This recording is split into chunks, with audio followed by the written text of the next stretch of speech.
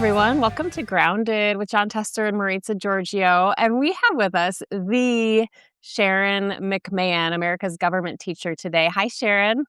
Hello. I'm so excited to be with you. Oh, so glad. So we're starting an hour later. We just had, it's just life, right? It's just life. We just had one of those like Time time zones. zone Yep. things. And so Senator Tester is going to join us. He's actually driving, you'll like this. He's driving with a trailer because he picked up some new headers for his combine.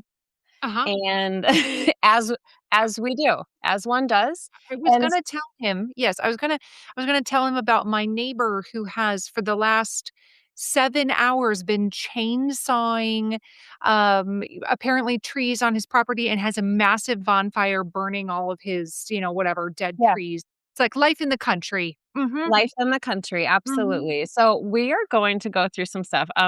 Sharon, we are gonna get into some headlines, Great. but I've noticed something lately, and I wanted to run this by you, and so I'm just gonna play a little video, okay? Okay. Oh, I'm retiring. Oh, Okay? I've seen what I needed to see. I'm all set. I'm all good.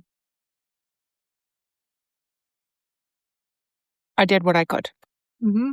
Mhm. Unsubscribe. Unsubscribe. correct. Unsubscribe. We're not we're not doing teleportation claims. We're not doing like, well, I'm in charge of like FEMA disaster, but sometimes I do teleport to the Waffle House. I wish this was a joke. I wish this was a joke.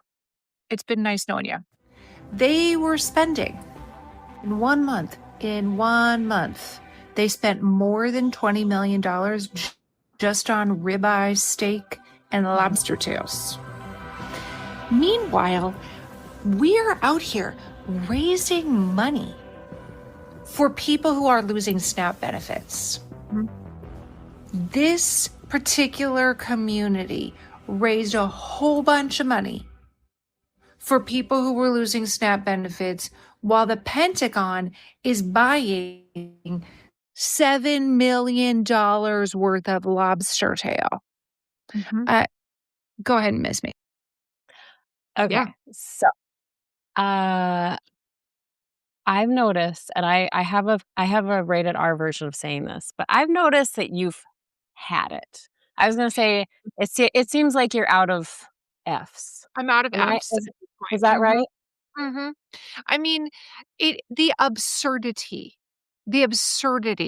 is truly. I mean, if somebody said, "Okay, let's study this time from the 1920s. And during this time, there was a man who was in charge of making sure that people whose homes were flooded got the disaster aid that they need. But instead, he was giving podcast interviews about how multiple times he had teleported while in his car, one time to a ditch by a Baptist church in Georgia, and the other time to a Waffle House. I would be like, this is bananas. It doesn't matter which timeline we're talking about. These facts are crazy. And it's just, I can't believe that here we are talking about teleportation. I agree. I know. It is bananas, and these people are in charge. Correct. This is the person that I'm supposed to be like, Hawaii is experiencing record flooding. Like we're losing everything. This is the man. The teleportation guy is in charge of helping Americans recover from the worst day of their lives. It's just, I mean, there's a lot to be frustrated about. And, I know some people are going to be like, out of all the things, why is it this? This is really just the straw that has broken the camel's back. The Well, teleportation, come on. and that was one example that I picked, or 2 examples that I picked. I've seen other stuff, and I was like, "Oh, we are seeing a spicier side of Sharon," and I gotta say, I like it. I'm a fan of spicy Sharon. I Um, appreciate. okay, so we are gonna get into some more headlines, and here's the deal. I watched this cabinet meeting today. It's the Yes. first cabinet meeting since the war in Iran broke out. And I watched it this morning. I'm going to save you all the nearly 2 hours of your life, but Mhm. did I mean, we could do a whole episode about this. I did clip some little nuggets. I left out the 5-minute long tangent about Sharpie pens. Oh, So but here's why? yeah, I know, I will post it later. But here's what else we missed, okay? We're just gonna play this, it's about 2 minutes long. But in the meantime, as I said yesterday, the Department of War will continue negotiating with bombs. The judges are really hurting this country. Our judges, Justice Roberts doesn't like when I say it, but the judges are really hurting this country.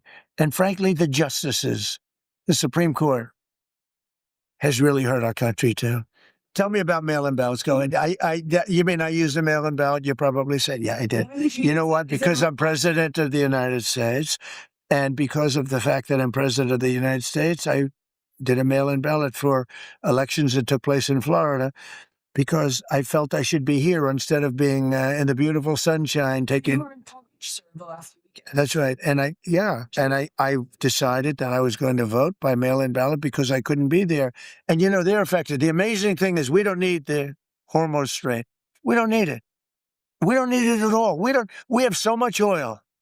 Our country is not affected by this. We have more. This is Little League. This isn't the big league deal. This is sort of Little League pool for us. Look, we decimated them in a period of a week. The first week it was over. And we're always going to be there, or at least we were. I don't know about anymore, to be honest with you. I have to be honest. We were always there when they needed help. We always would have been there when they needed help. I mean, think of it. We're there to protect Europe from Russia. In theory, it doesn't affect us. We have an ocean, big, fat, beautiful ocean. It's a tough situation, that whole Ukraine situation, very, very tough. We're working very hard on getting that one solved. It doesn't have any impact on us, virtually nothing. In fact, if anything, I mean, we sell a lot of equipment for that. Oh, there's a lot. We don't need the Strait of Hormuz. That's means nothing to us. Oh, really? Our country's not affected by it, Sharon. Not I don't affected by that. Mm-mm.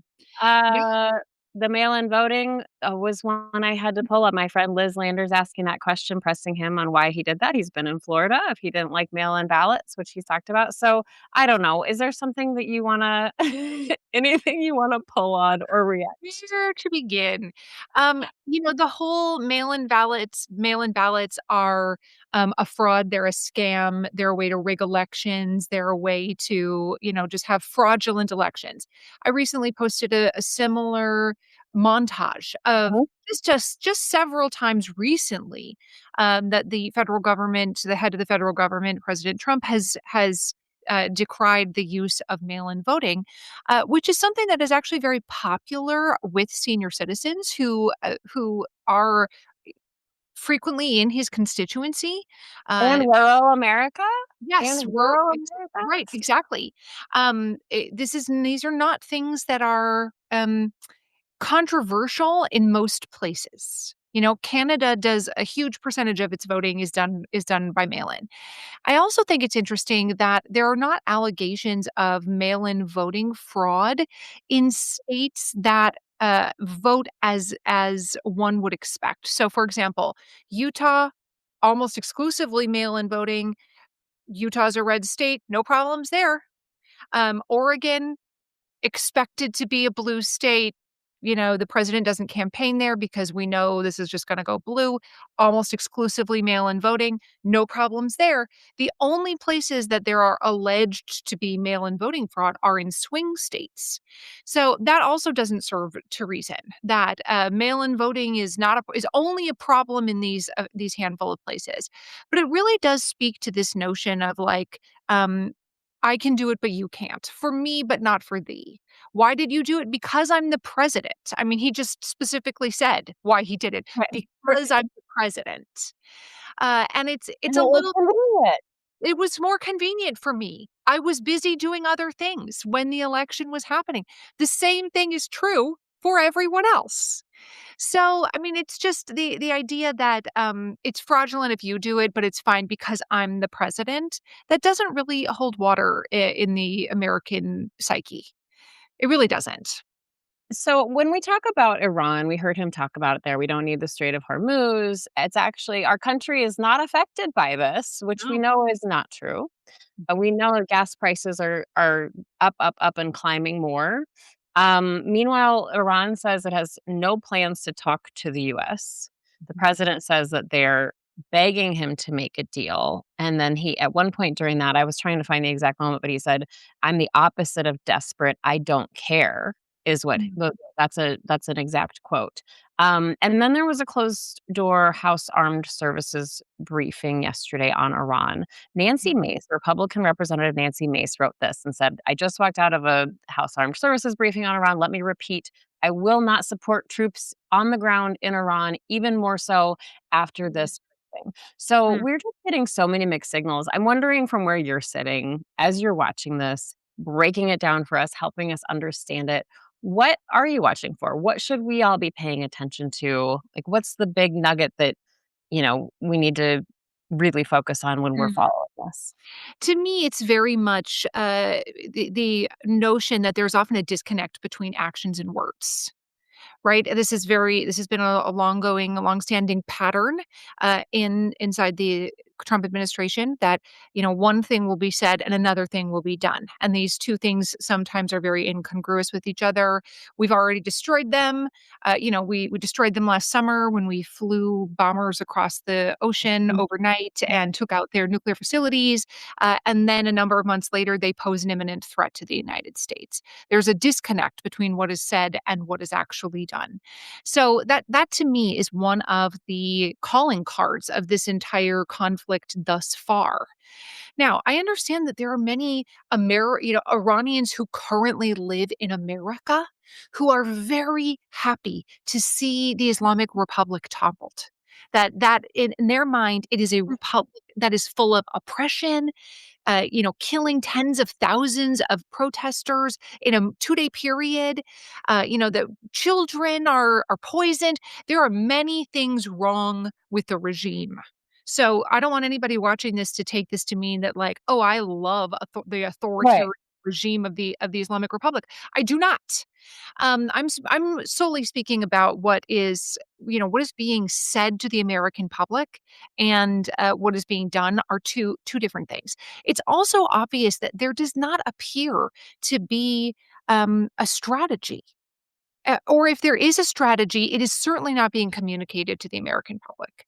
When we went into Iraq, the Bush administration spent weeks laying the groundwork Mm. for why we needed to do it, inventing the phrase axis of evil, and then bringing that out during the State of the Union address, making the case to the American public that there were weapons of mass destruction. Now, it turns out that yes, they had chemical weapons, yes, they had biological weapons, but no, they did not have any kind of nuclear weapons, even if they wanted them. That is true. But yet there was this pre-planned strategy of here is what we need to do and why. And eventually the tides turned and Americans lost the war in Iraq lost favorability. But that has not been the case here, and there is new polling out today from Fox News, that says that President Trump is currently experiencing, some of the worst polling numbers that he has ever seen in either of his terms. So, the war in Iran is not, it's not being well received in America. And as we've seen, correct me if I'm wrong here, but usually support for wars like this, like we saw in Iraq, it has higher support in the beginning and then wanes. I mean, That's do we have any example of like, oh, there's really low support in the beginning, but then a few weeks down the road, everyone's really excited about it. They're no. really on board. Yeah, generally speaking. So, I mean, I guess you can look at, say, World War II, where there was a very strong reticence to get the United States involved in the war. There was a strong isolationist sentiment running through the United States before we became involved in the war. And President FDR tried hard to keep the United States out of the war. But then, of course, once Pearl Harbor was attacked, there was no going back. It was like, we're all in and we're in it to win it. Okay, we're going to do what we got to do. We have to defeat the real axis of evil, the Nazis, Imperial Japan. They're very high support for World War II, and that continued throughout the Allied victory. Mhm. Um, Even less popular wars like Vietnam still, experienced at least a moderate level of support and then a strong drop off over time. I can't think of any example that in which people were really like, oh, I don't want to do this, and then suddenly support ramped up, absent like a very significant event that occurred, like Pearl Harbor. which we hope doesn't happen. Hey, look who's here. It's Senator John Tester. Hey, buddy. How's it going? Good. How are you? Well, no, be honest. How's it going? It's going so good. I was just meaning to tell you about my neighbor who has been using his chainsaw since 7 o'clock this morning and has cutting down trees. It's nonstop chainsawing over here, and now he's having a giant bonfire in his yard, and I'm annoyed about it. I'm annoyed. Okay, That's well, if not that's the only thing you're annoyed about, you're pretty good. Yeah, if that's what I have to So, worry about today, then you're gonna so live. I want to ask the question that everybody needs to know the answer to. Oh boy. Have you done a me in 23 to find out if you're related to Linda McMahon?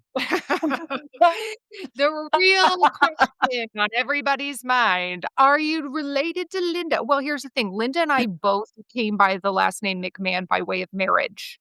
So the answer is not, am I related to Linda? It's really, is my husband related to her husband? And Okay. I'm not aware of any.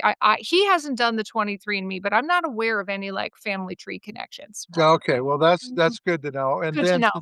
since I'm joining late, Yeah. has Marisa talked to you about anything spicy? Oh yeah, we've already done a number of spicy topics. You're missing out on the spice over here. I Well, already said it seems that you go ahead and say it, Senator. no, I mean the talk around the podcast crew, which consists of me and Maritza, it was is that you're getting you're kind of spicing things up, and we want to know if there's motivation in that. What's the motivation? I mean, the motivation is that I'm kind of fed up with the, head of FEMA disaster relief talking about how he's being teleported on multiple occasions. I think it's ridiculous. Teleportation is what we're doing now? That's insane. That there's no scenario in which somebody would be like, "Well, and then I found myself teleported to a ditch by the side of the Baptist church in Georgia." And then you keep your job? No, this is a person who needs treatment for substance abuse, okay? Why why did both of these teleportation events happen while you were in your car? And then you teleported to a place one could drive to, like 40 miles away. He's not alleging I woke up in ancient Egypt. He's not alleging, and then I went to bed in Montana. Whoa, Stonehenge. He's saying, like, basically what he's saying is I blacked out and ended up somewhere 40 miles away and don't recall how I got there. That's So what what he's what you're really saying is he's one of the more competent people at the Mm. agencies. Well, yeah, well, that remains to be seen. I mean, it's just the idea that that you would just you would teleport somewhere 40 miles away while you're already driving your car. That's an absurd teleportation story. I'm I sorry. gotcha. I gotcha. Yeah. So Uh, so have you guys talked about the Iran war yet? Have you talked about Just that? we briefly. have. We've been talking about the Iran war, and I was gonna float something to both of you. I'm glad you joined right now, Senator, because um, I did play a clip of the president saying just today that our country is not affected by this, not Mhm. affected by the Strait of Not Hormuz at all. being shut down, but also that contradicts what the BP chief economist in oil and gas had to say, which said, "We have not seen anything like this. There's been no disruption of this scale in the past. It's every oil analyst study piece or worst nightmare, one that we never thought would happen." And then we're reading in the Washington Post that the Pentagon is now considering diverting Ukraine military aid to the Middle East. So I just want to get this straight with you all. We welcome Vladimir Putin on a red carpet in Alaska. We berate Volodymyr Zelensky in the Oval Office. And then, after learning that Russia is helping Iran with intel against the United States, we're going to lift oil sanctions on Russia. And now we're going to make it easier for Russia to attack Ukraine, it sounds like. Mhm, mhm. I This get is that it. right? It's all going great. This is all Yeah, lining up perfectly. Mhm. that's exactly right. Don't worry about a thing. Costs are being reduced for the consumer, and the gas prices have went up $1 now in the last 3 weeks. Diesel fuel even more than that, but it isn't having any effect in the United States. Uh, I've got to tell you, where's Congress? I mean, where's Congress? We're They're spending a going on they're billion. getting ready to go on vacation tomorrow. Yeah, we're spending a billion a day. We've got a president that talks about negotiating with Iran when in fact Iran's saying we don't want to negotiate. We've got a head of the military that says we're meeting all our defense needs. So why did you have to raise the age to 42 for enlistment? Mhm, If mhm. if you're meeting all the defense needs, this outfit, I said it in Helena a week ago, but it's a fact. They piss on your shoes and then they tell you it's raining outside, and they expect you to believe this stuff, when in Mhm. fact it's just about everything they tell you is total bullshit. Now I don't know if you would say that way, but that's what I would say. I did say earlier today that here's a very brief list of some things that we do have money for. We have money for a nearly $100,000 grand piano. We have money for like a $12,000 flute. We have money for thousands tens of thousands of dollars for three-tiered fruit basket stands. We have money, $22,000 for sushi preparation tables, but we don't have money apparently. We don't have money to pay TSA. That's a big no. We can go ahead and spend millions of dollars on fancy furniture, but we don't have money to pay middle class TSA workers. That Yep, makes sense. that's right. And by the way, for the viewers and the listeners out there, you probably already know this, but if you don't, you need to know this. The the folks in the Senate, Democrats and Republicans, actually came up with a solution, took it to the president, and he said, "No, unless you pass the SAVE Act, I'm not signing anything." And so when you have a person in the executive office that will not lead this country in a way to truly make it great again, that's what you have. You have people that I don't know how they can stay at work. I don't. I mean, how do you pay your bills when you aren't getting a paycheck? I That's don't right. I don't get it. There's not very many people that can do that. And for those folks to do that is just pretty amazing. And Yeah. it's I would unbelievable. imagine I would imagine in some places, like Houston, where I'm flying this weekend. I'm speaking at a library conference this weekend in Houston, one of the most affected cities from TSA callouts. The two airports in the Houston area have been affected by 35 and 40% worker callouts, which is what is resulting in these sometimes 5-hour long security lines. And you can't help but wonder if people are calling out saying, I'm sick, I can't come in today, so that they can go DoorDash or so that they can go do Instacart, so that they have some opportunity to earn some income instead of working to get no pay. Because we all know that the average American cannot afford to miss paychecks. They simply cannot afford to miss paychecks. And they have now been working for, 40 days without pay. 6 Yeah. weeks nearly without pay. Most Americans can't afford that, and I don't think they can either. Yeah, I agree 100%. And I just I mean, look, the country is built on compromise, and there ought to be some serious compromising being done for the people who really dedicate their lives to serving this country. And those TSA folks do a good job. They do. I've seen one time in the 18 years or 20 years now that I've been flying around where I thought the TSA agent was probably a bit out of line, but Mm. that's not bad at all. I'm just telling you. It So also it's a thankless job. yeah. It's a Yeah, it is. And it's very repetitive, it's very monotonous. Every time I fly, which is frequently, I have, like, whatever, platinum elite status on multiple airlines. I fly all the time.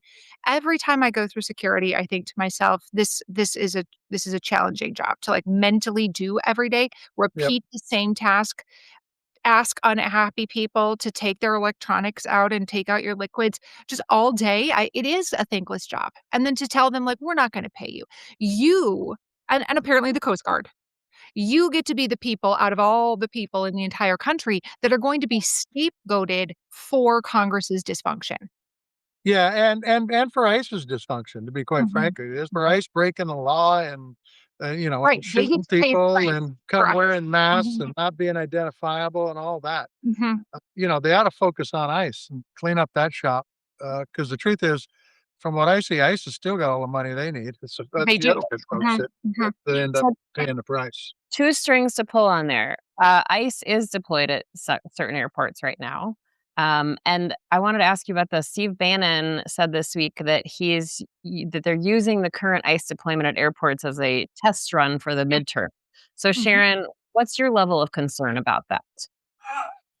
Significant. Yeah, I'm significantly concerned about it. Steve Bannon is one of President Trump's close advisors. He was one of the primary architects of January 6th.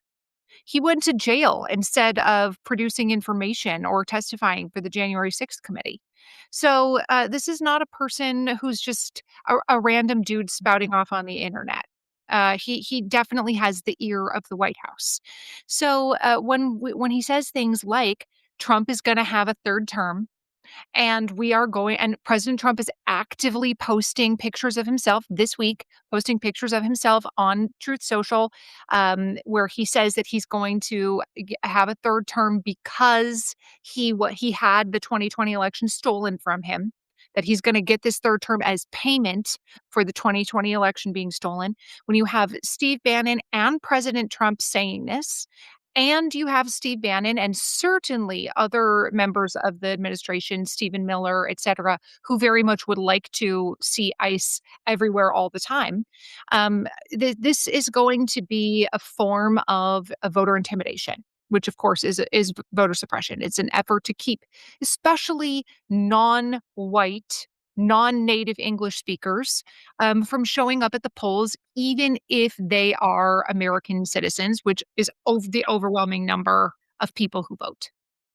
And it's a federal crime, isn't it, to send in Yes. military or federal agents to polling places? You are not allowed to have law enforcement immediately outside of polling places because this was something that people have tried before, right? Like this, I've already seen this film. We've already done this. I didn't like that ending. Like, this is already played out in American history. We'll just try to intimidate African Americans away from the polls by sending federal agents to stand outside. We've already done that. It's time to be done. We're not going back. Okay, Here's oh, go ahead, Senator. but I mean, here's the problem. They don't have to put them at every polling place. No, They just have to put them at certain polling just a places. few of them. Mhm. Yep, that's right. That's exactly right. The other Yep. thing that Senator Tester mentioned was you called it the SAVE Act, but the president informed us all this week that nobody knows what the SAVE Act is, but that's why he's calling it the Save America Act. So let's Mm. talk about that, Sharon. What are you watching for? What should we all be watching for when it comes to the Save America Act? And do you think the Senate's going to blow up the filibuster to get this through? I don't. I don't think they're going to blow up the filibuster. I don't think there's an appetite for that on the part of leadership in the Senate to completely, set aside this tradition because they know exactly what's going to happen to them if they do. That they're going to just, blow right past them. They're going to make Puerto Rico a state. They're going to make Washington, D.C. a state, God forbid. But all of these things that they would absolutely dig their heels in so hard about, they know are just going to come to fruition the second the Democrats regain control of Congress. So I don't think that Senator Thune has a big appetite for blowing up the filibuster. But what I do think is going to happen is that they're going to try to put at least some of the provisions of the SAVE Act into a budget reconciliation bill, and that they're going to try to get the Senate parliamentarian to agree that, like, this is about the budget and try to allow at least some aspects of it uh, get pushed through by alternative means. What's your position on that, Senator? Do you Well, think that's I think there's some challenges doing another reconciliation. I think there is? in the Republican caucus, I think there's a lot of pushback on it. But I still think you're probably right. They're probably going to do it, and they're probably going to put some of the stuff in it from the Save Act. I will also tell you that I'm not sure it's going to work for them. To be honest Mhm, with you, mhm. it's pretty well shown that if you can get more and more people to vote, it really does help the Republicans. I mean, that's the truth. I hate to say that, but it's a fact. And these guys are trying to keep people from voting, which makes me to think it may work exactly the opposite of what they're trying to accomplish here. Mm. The more barriers you put up to voting, the more difficult it is for the elderly to vote, Right. who tend to, at this juncture, tend to strongly swing towards the Republican side of the Yeah. aisle. Yeah. So it's we always think about like, oh, we got to keep the president's rhetoric is about trying to keep illegals from voting, Yeah. when only a very, very, very, very tiny percentage of people who are not citizens have ever been recorded as voting out of billions of votes. Exactly. Yeah. Um, but but yet, what it will do is keep a lot of people who have whose grandparents have mobility issues or other disability issues, or who can only participate because they don't drive anymore. If there Right. is a mail-in option, it is going to greatly reduce the Republican voter base to when you make it harder for the elderly to Yep. participate. Yep. Yep. I agree with that. But the truth is that's not something we should be doing as a country. We should be encouraging people to vote. The Right? more people, the better. And Yeah. what is. If you get a lot of people voting and a Republican gets in, that's cool. Democrat gets in, that's cool. That's the way it should be. That's how democracies work. Mm. It's not about intimidation. It's not about making it harder. It's not about keeping certain people from voting. I mean, all that is crap and it's very anti-democratic. If the only way you can win is to try to keep people from voting, then your ideas are weak and Yep. you need a new plan. Yep. That tells you everything you need to know. So That's a fact. Sharon wrote this piece for Glamour magazine yesterday, and it's called "The Case for Hope in an Exhausted America." And you wrote that many Americans have responded in the most human way possible. They've decided to stop caring to all of this stuff we're talking about. And you wrote, "I'm here to argue that this is precisely the wrong response, and that hope, far from being naive, is the most rational and historically grounded stance available to us." And speaking of voting, you quote some suffragettes. So let's talk about that, Sharon, because we get this question all the time. You get this question all the time. I don't know what to do. I'm losing hope. I don't know how to keep going. How do you do this? So let's break down like your basic message through your Glamour magazine piece. Mm, mm. Well, I think the first thing is we have to understand that there's a difference between optimism and hope, right? Optimism is this sort of vague sense of like things are going to work out for me. I'm optimistic about my chances of beating that team in the game. Like this idea that optimism leads us to conclude by all available evidence that things are going to go well. That is different than hope. Hope is the knowledge that the future has not yet been Yeah. decided What'd you say? and that we get to play a part in what happens. We get to play a part in how the future unfolds. And I also think it's worth remembering that nobody who came before us who did something meaningful, not civil rights workers, not suffrage workers, not abolitionists, none of them were assured of their success. None of them had optimism of like, tomorrow we're going to topple white supremacy. Tomorrow we're going to get all of these people to say votes for women, great idea. They did not have the luxury of optimism. What they had was the choice to act as though what they would do would make a difference. And that's something that's available to every one of us today. We actually do not have to wait for feelings of optimism. We can just choose to acknowledge that if we want to play a part in how the future turns out, we have to continue putting one foot in front of the other. Absolutely. And to also say that there's a lot of differences between people financially, monetarily, and all that stuff. But we all have the same right to express ourselves, and we all have the same right to vote. We're equal then. Mhm. And the truth is that's why we need to vote. The truth is get the best government we can get. And in my opinion, we can do a hell of a lot better than we got right now. I'll tell you that. Mhm. Yeah, the great equalizer. Do you need to leave, Senator? Are you in a bad spot? I'm always in a bad spot. But, When is he not in a bad spot? always in a bad spot. You know that. Uh, I Like probably your do. I stormy probably climate. do need to get going, and Mhm. just so that the viewers know, about 8 months ago, I was talking about getting a header for a combine, and we put out the word, and we got some people that sent us some, here's some ideas. We've got this. Talk to my cousin George and all that. Well, I found one. So Mm. I'm What is Congratulations. a header for a combine? For those of us non-farm. It's to cut, it's to, in my case, is to cut the grain or the peas, and then it feeds it into the combine, and it thrashes it out, and then you get to dump the grain or the peas Mm, into a truck. mhm, But if you don't have a header, you can't harvest. So it's really, mm. yeah, It's an yeah, important piece of yeah. equipment. See, It back in is. the old days, there used to be a header box, and then there used to be a thresher machine, and then they put them both together, and that's why it's called a combine, because it combines Mhm. both. Oh, I Yeah, see. yeah. It combines them. Yes, it Mhm, combined them. Amazing. That's why it's called a combine. So, mhm. Do you wanna hear just me talk about Minnesota before you take off? I know yeah, you I love would when I love to talk. hear you talk about Minnesota. Who doesn't? We I definitely do wanna hear you talk about Minnesota. Yes. it yeah, yeah, I mean, sure, because, Okay, you know so here's the last thing I before I'll let you go. I heard you talking up voter turnout numbers in Mhm. Minnesota yesterday. I heard you talking about that with oh, it was, Barowitz, Andy Barowitz? Yeah, Yeah? yeah. Okay. And just how amazing our state is, my home state. Mhm, Let's stick with Minnesota, though, because your posts and your content during the ICE occupation and the killings of Renee Good and Alex Preddy, they were so powerful, Sharon, and they really, you put such a bright light on what was happening there, and I wanted to say thank you, but also, just to get your overall thoughts about what Minnesota meant for the rest of the country, because I just heard from people all across Arizona telling me what an inspiration the people of yeah, Minnesota and Minneapolis were. So what yeah. what are you hearing from people? Hmm. Yeah, I mean, Minnesota is such a unique place politically, and it's a great example of what a culture of civic engagement can get you.